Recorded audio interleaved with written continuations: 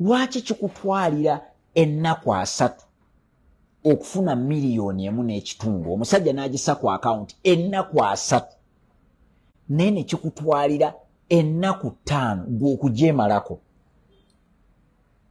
olikeerako ddi otambuze sente z'oku sipiidi yemu n'engeri gy'ozifuna. Olabye ndowooza lwaki tubeera baavu.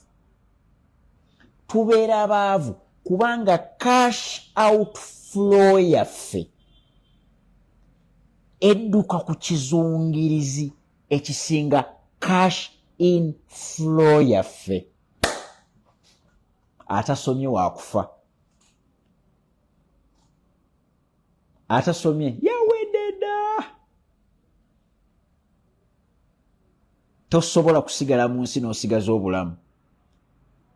Nga kano bw'oba okasubiddwa ogenda kufa. Newton Buteraba House of Wealth omusomo